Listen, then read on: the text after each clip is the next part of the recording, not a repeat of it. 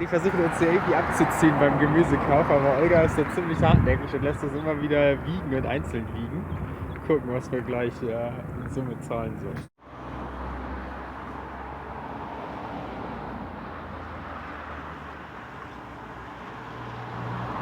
Hast du da 50.000 bezahlt? Ja, wie wir zusammen 1000 Mal gezählt haben. Und zuerst wollte er wie viel? 130.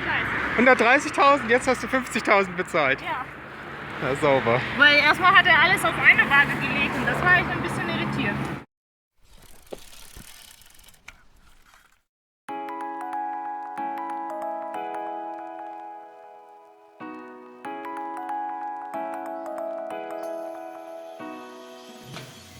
Morgen. Hier haben wir gestern geschlafen. Neben so einer Plantage irgendwie. Wir wissen nicht so ganz genau, was das ist. Es sind verschiedene Bäume. Und ja, sind gestern aus Isfahan rausgefahren. Wie weit sind wir gefahren? Weiß ich gar nicht. 40 oder so. 40 Kilometer. Gut. Und ja, es sind jetzt dann wahrscheinlich noch irgendwie so 250 bis Yazd. Und in 4 Tagen da sein. Mal sehen, wird glaube ich ordentlich durch die Wüste gehen. Glaube ich schon ganz schön cool. Jetzt gibt es auf jeden Fall erstmal Frühstück. Das Wasser hat schon gekocht. Haferflocken mit Rosinen. Kaffee. Haben wir noch Kaffee? Gibt's nur eine Portion. Muss man lose ziehen. Wer Kaffee trinkt und wer Tee. Na gut, ich trinke Tee. Haben wir Grüntee? Oder? Ja. Ja. Gut.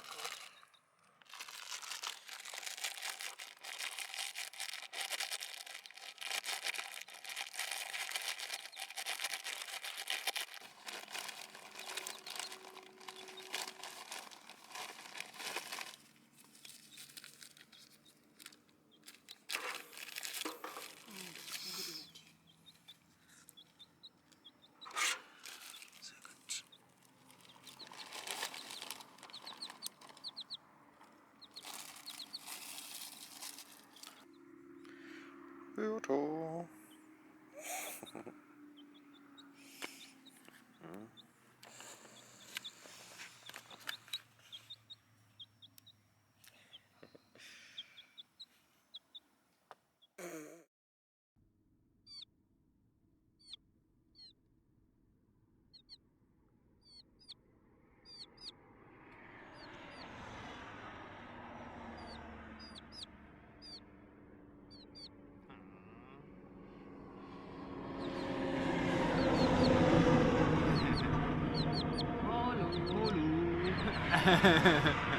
Wir haben jetzt mal eine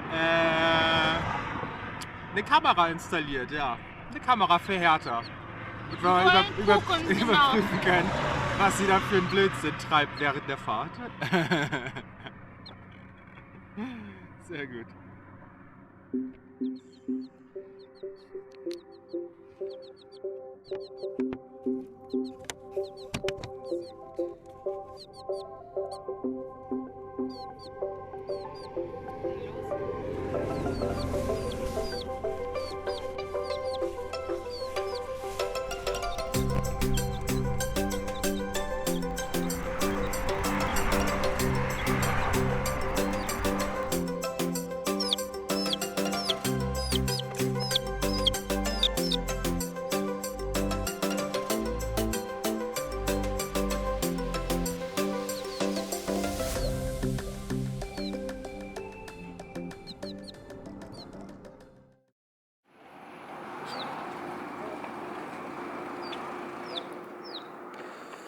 Na, erstmal in Iran Benzin kaufen. Genau, ich habe 5.000 bezahlt. 5.000, das sind 10 Cent, ne? Für wie viel? Für einen halbes Liter? Halben Liter 10 Cent. 1 Liter 20 Cent. Ja, sauber. Vorher hatten wir noch eine Gaskartusche, die hatten wir uns irgendwie in Usbekistan gekauft. Die haben wir erstmal leer gemacht, deswegen jetzt, wo wir schon die Hälfte des Iran fast geschafft haben, das erste Mal Benzin für den Campingkocher. Nein, für meinen Spezialmotor hier.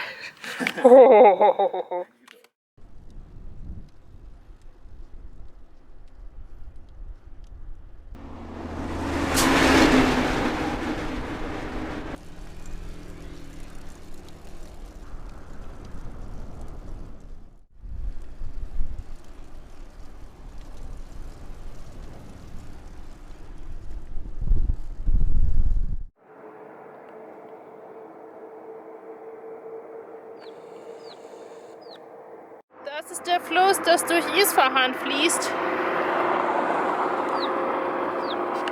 Man sieht, es hat nicht so viel Wasser. Und das ist die Härte, die hinter mir piepst. Okay, hello.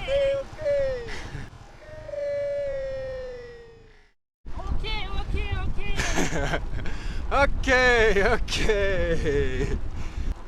Also, wir waren jetzt gerade noch in der Stadt Varzaneh. Sind heute Morgen jetzt 7 Kilometer gefahren. Und da haben wir jetzt noch einmal ein bisschen eingekauft. Vor allen Dingen Wasser abgefüllt. Wir haben ungefähr 15 Liter Wasser jetzt dabei, weil wir jetzt in die Wüste fahren.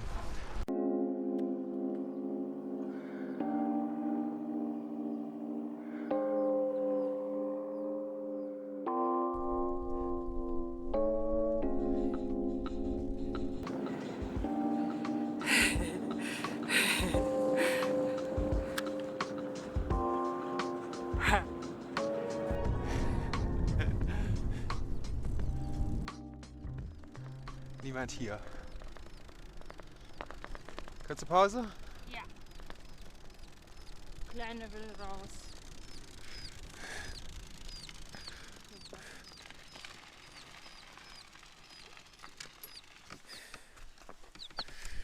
Hier noch einen Sack drin mit warmem Wasser, damit ihr, damit ihr ein bisschen wärmer ist.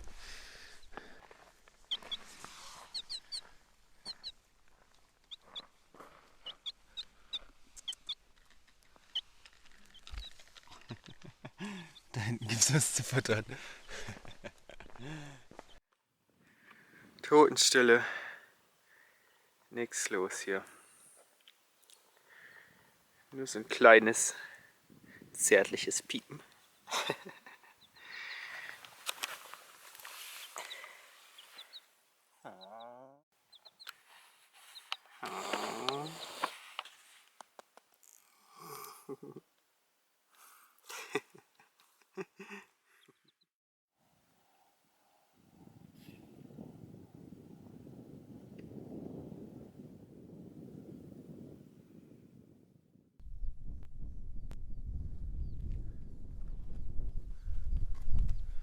So, ein kurzer Zwischenstopp, Mittagspause. Hier am Straßenrand, 50 Meter von der Straße, ist so ein altes verlassenes Dorf hier. Boah, ziemlich abgefahren.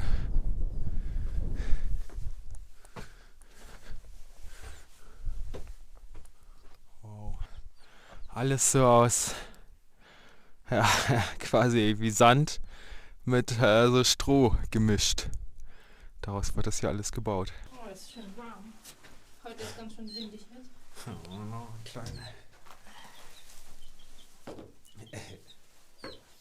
Na, was haben wir?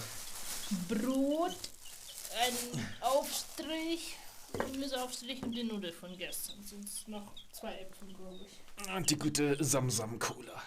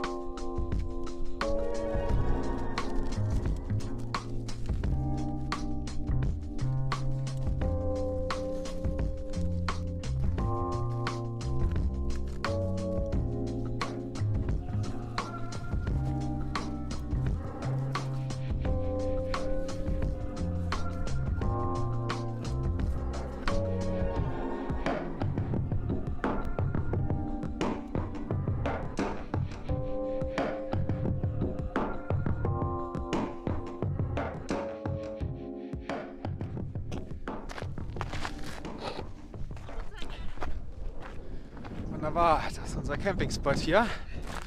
Olga spielt noch ein bisschen mit Hertha. Na. Ich will dir einfangen, ich will nicht eingefangen werden. Das ist ein kleines Rennhuhn auf jeden Fall. Ja, aber wir haben hier ein Rennhuhn erwischt.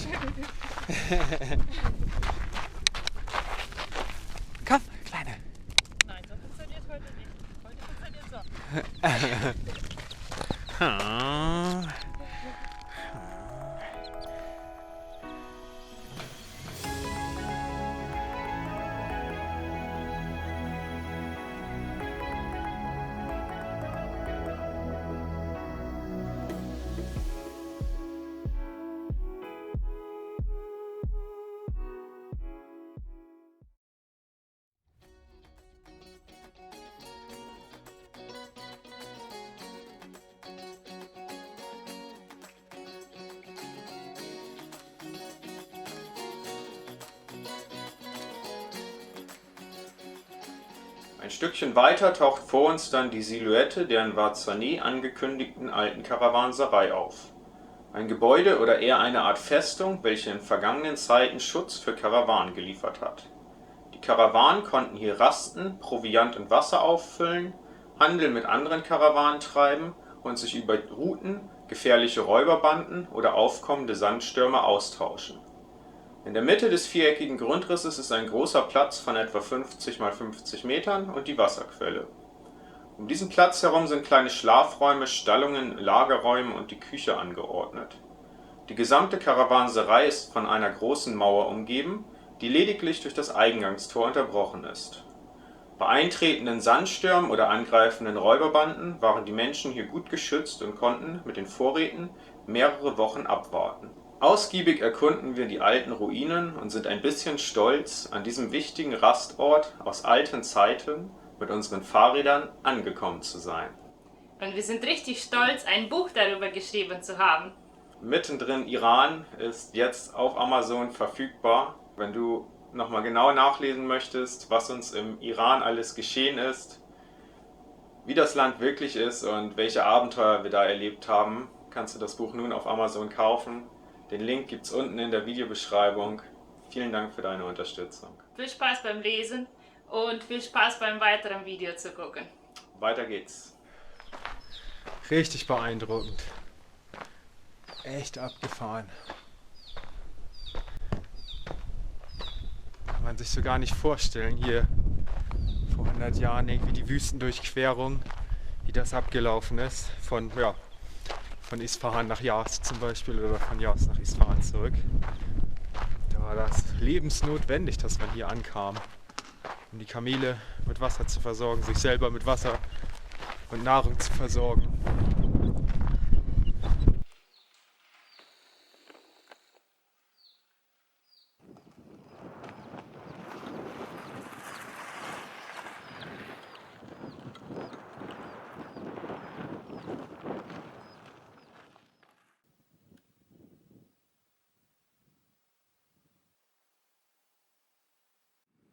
So ruhig hier. So schön.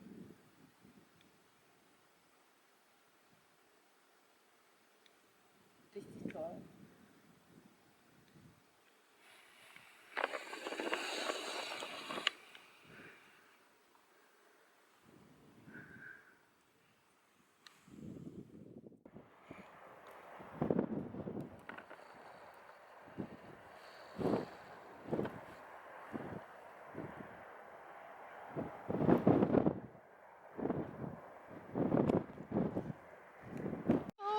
Der Bergaufwand ist geschafft. Jetzt geht's gerade ein bisschen nach unten bis nach Yazd. Da sind noch 120 Kilometer ungefähr. Mal gucken, ob wir das morgen gleich schaffen oder übermorgen früh ankommen.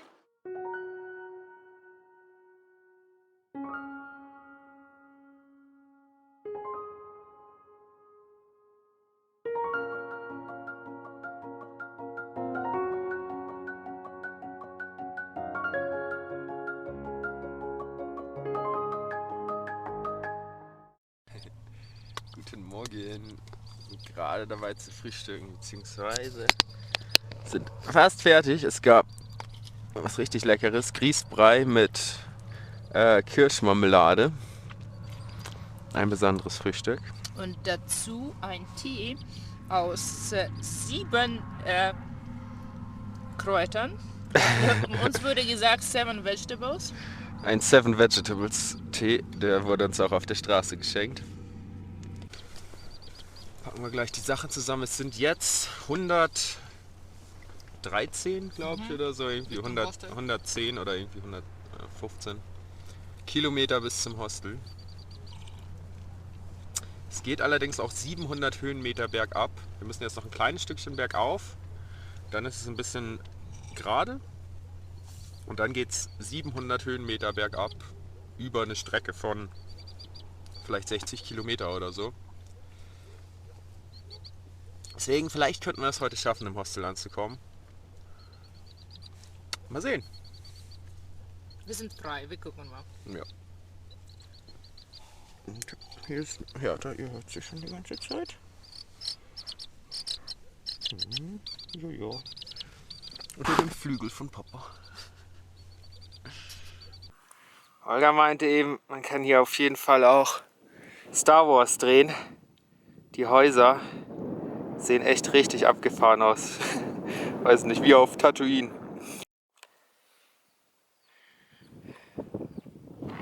Da vorne ist der letzte Berghügel. Und ab da können wir aufhören, die Pedale zu drehen. Ja. Sieht man es ja da hinten. Da müssen wir einmal hoch. Dann geht's bis Jast bergab. Cool. Davai. Gut.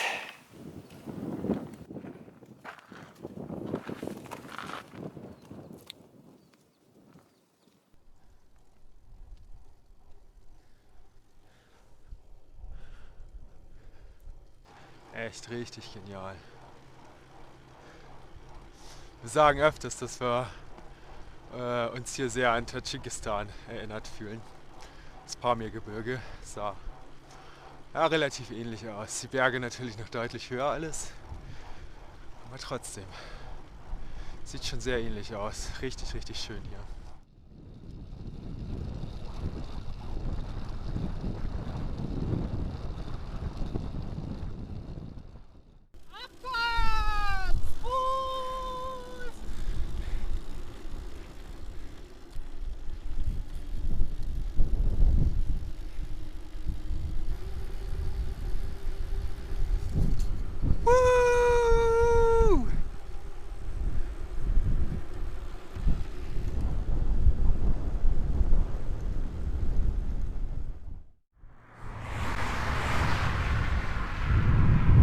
Es fehlen noch irgendwie 22 oder so. Wir sollten es heute schaffen, aber wir haben ordentlich zu kämpfen, muss ich schon sagen. Es ist sehr windig, der Wind kommt teilweise von vorne. Aber es ist deutlich schwieriger, als wir es uns ausgemalt haben.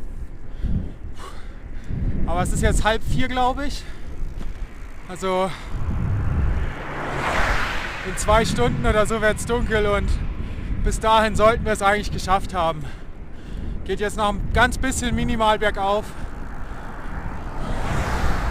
Aber die letzten Kilometer passt der Wind eigentlich.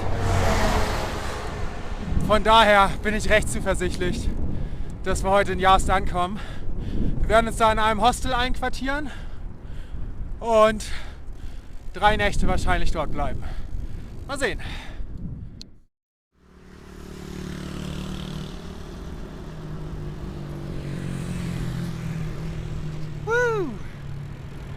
Geschafft! Wir sind in Jast. 10 Kilometer noch, dann sind wir beim Hostel.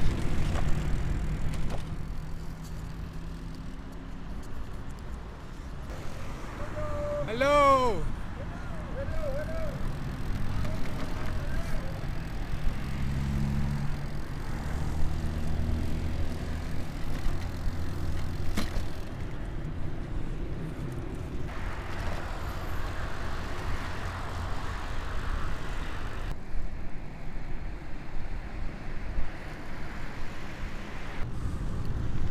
Salam.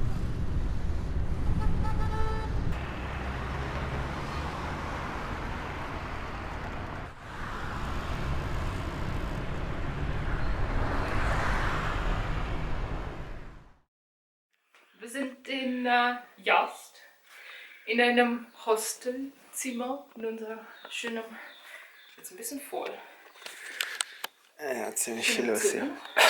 Sehr gemütlichen Hostel. Ich müsste gleich nach draußen gehen und filmen. Hertha hat es jetzt verloren. Hier ist Hertha.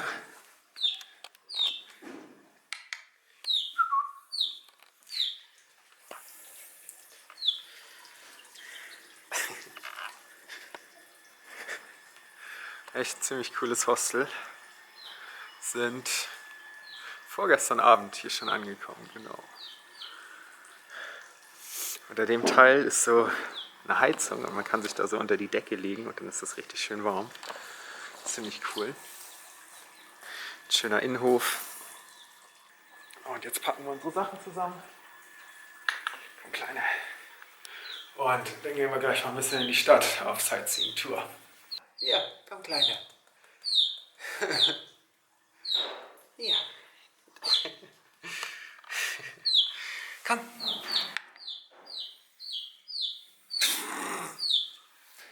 Na ja, genau. Ja, da war jetzt den ganzen Morgen draußen. Hat hier ordentlich gespielt.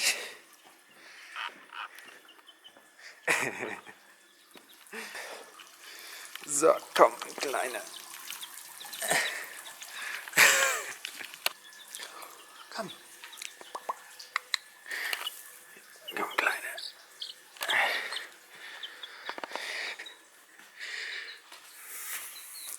So. Jetzt ist Schlafenszeit. Ja. So schön lang gespielt. Bei den ganzen Morgen draußen ist, glaube ich, echt kaputt.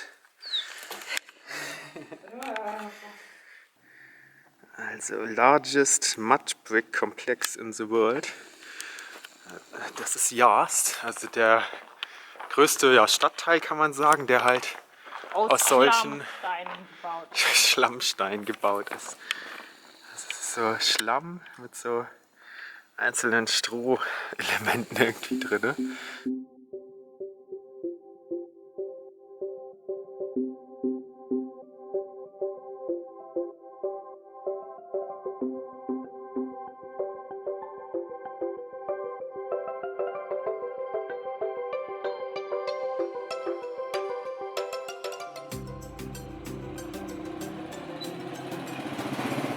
Jami-Moschee, die Freitagsmoschee.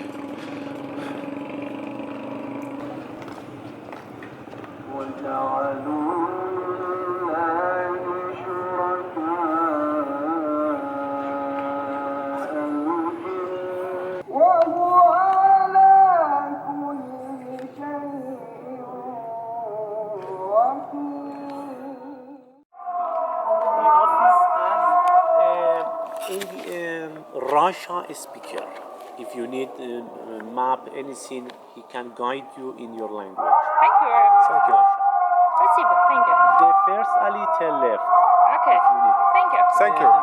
The women dress at the entrance of alley, you can see women dress. First alley till left to the square. You can see this sign. This Okay. sign on the Ah, wall. okay. Okay. You can Thank you. keep- No, no, thank you. Maybe then. Thank you. Hat sich schon rumgesprochen, dass du Russin bist? Ja, ja.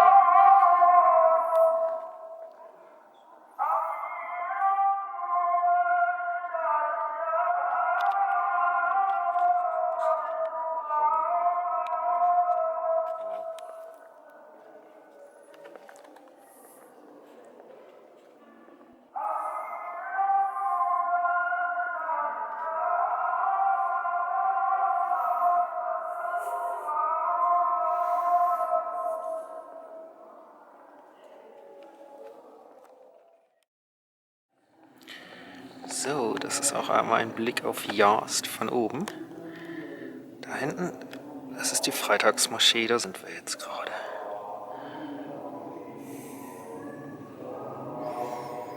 So sieht es doch ungefähr, na, ich sag mal, in echt aus. Also ist alles sehr flach und alles halt diese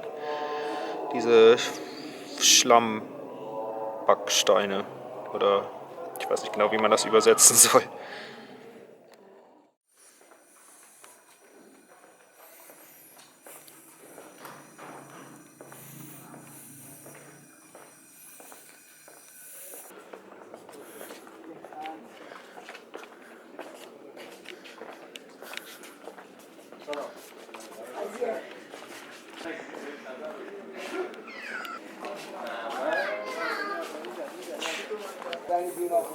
سلام علیکم.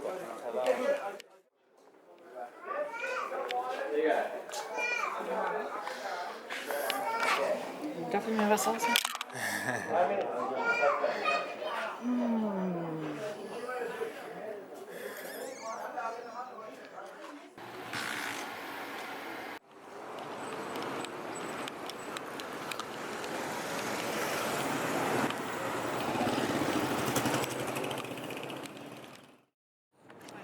Ein Rätsel. Aus welchem Land kommt diese Touristengruppe?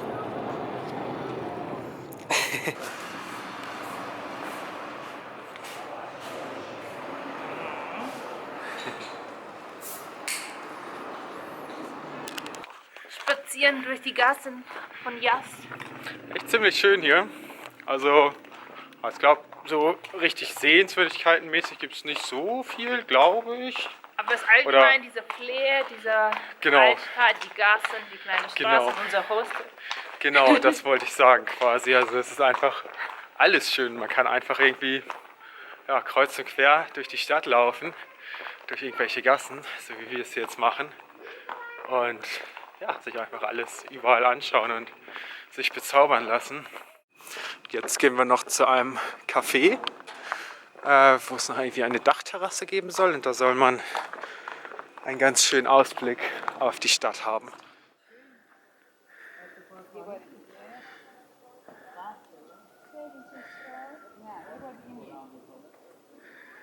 Yazdi Kaffee, türkischer Kaffee als Basis, gekocht mit Rosenwasser, Kardamom. Ja, ne? Ja. Sehr geil. Also mit Kardamom hatten wir schon in Jordanien und Israel. Kaffee mit Kardamom, das ist so arabischer Kaffee, aber hier ist jetzt noch mit Rosenwasser. Na, probierst du? Ist noch zu heiß. Riecht schon sehr intensiv nach Rosenwasser, ne? Nach Rosenwasser und Kardamom.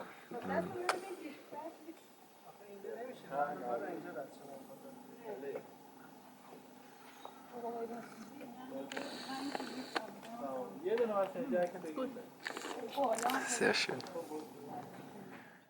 Wieder zu Hause. Schöne Tour gemacht. Jetzt geht's ab unter die Heizungsdecke.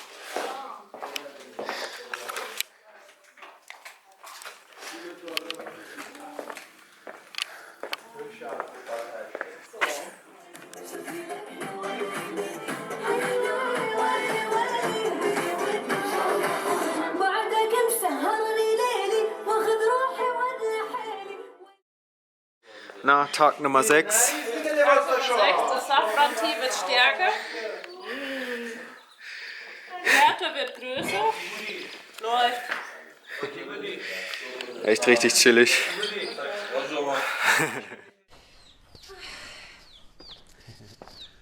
Jetzt geht's weiter. Nach 7 Tagen geht's weiter. War echt sehr, sehr nice hier.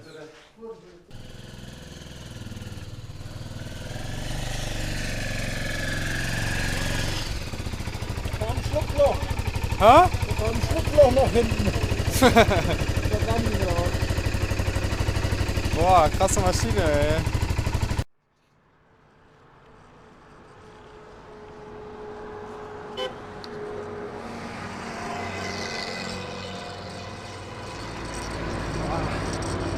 Also ihr seht schon, es geht zurück in die Berge.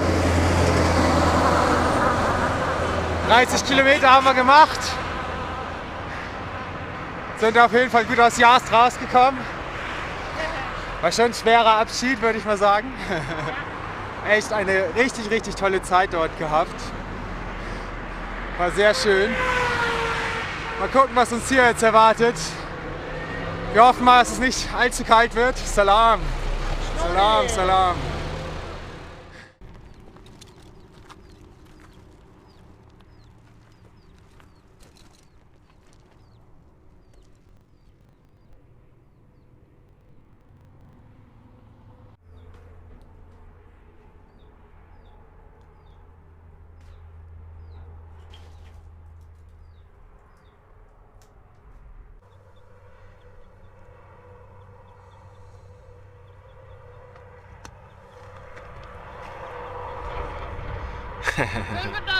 Kilometer.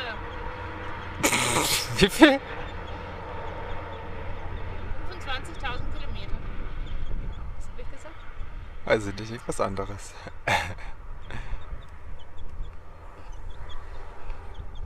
Sehr schön. Da ist ein Stückchen noch weitergegangen. Hier stellen wir jetzt unser Zelt auf. Ja, 30 Kilometer geschafft. Oh, ein bisschen kaputt, weil es so ungewohnt ist. Deswegen machen wir heute ein bisschen weniger. Morgen geht es wieder weiter. Aber heute unseren 25.000. Kilometer gefahren.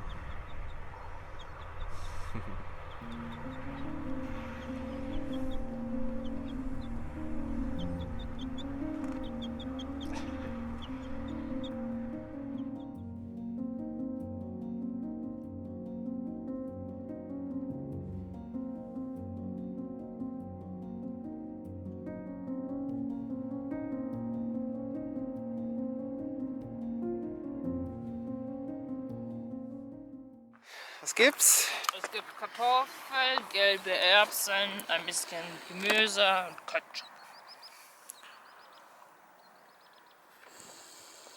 Traditionelle iranische Gemüse, Grünzeug, Sabzi genannt. Das ist so eine Mischung aus allen möglichen Kräutern, die man einfach so dazu isst. Ganz Ja. cool. So quasi so eine Art, ja, so ein Wildkräutersalat, aber halt irgendwie ohne Dressig und nicht klein geschnitten. Also dann ist das einfach so.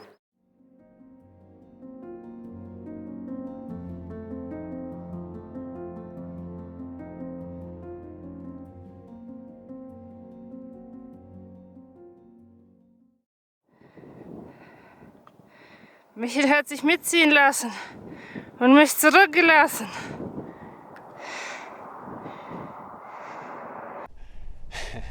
War ganz gut. Ich habe mich gerade an einem LKW festgehalten, der hier bergauf gefahren ist.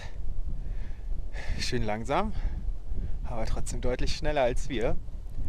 Na, 500 Meter, weil sonst wäre ich Olga davon gefahren. War ganz gut. Ja, ja. 3 Kilometer geht's noch hoch und dann geht's erstmal runter.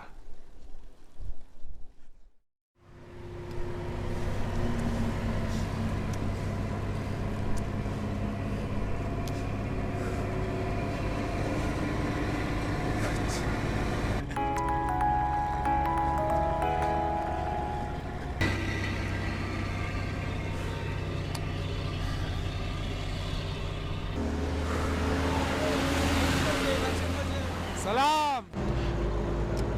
Na, wie war's? Ganz gut, Hochgezogen zu werden?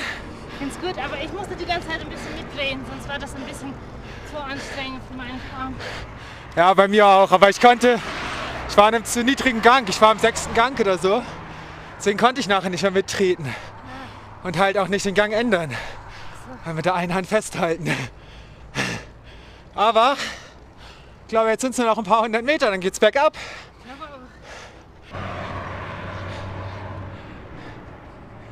Nice, oben angekommen. Jetzt geht's, ich glaube, echt 50 Kilometer bergab. Woohoo!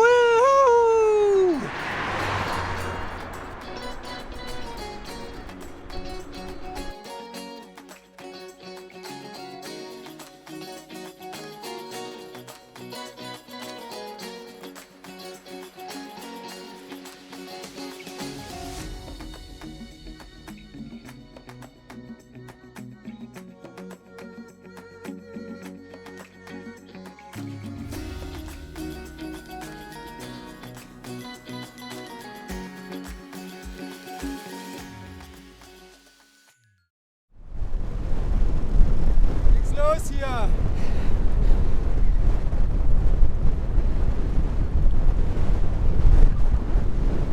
Wir müssen gucken, wo wir jetzt unser Zeltplatz aufschlagen. Hier rechts einfach. Ja. Die Entscheidung ist schnell gefallen. Hier ist ein kleiner Weg. Ja, wir können ein Stückchen fahren.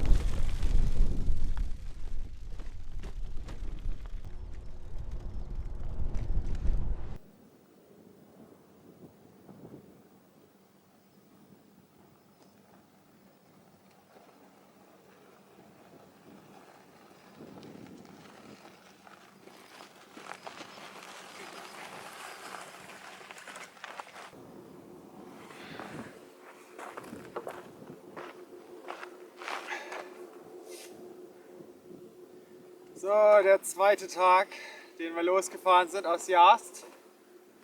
Sind wieder mitten in der Wüste. Der erste Berg ist geschafft. Erste Abfahrt auch. Jetzt ist es ein bisschen flach morgen. Dann geht es wieder nochmal in die Berge. Mal sehen. Sonne geht jetzt unter. Es wird kalt. Wird kälter auf jeden Fall. Wir bauen das Zelt auf, kochen uns was. Sehen wir mal, wie es morgen weitergeht.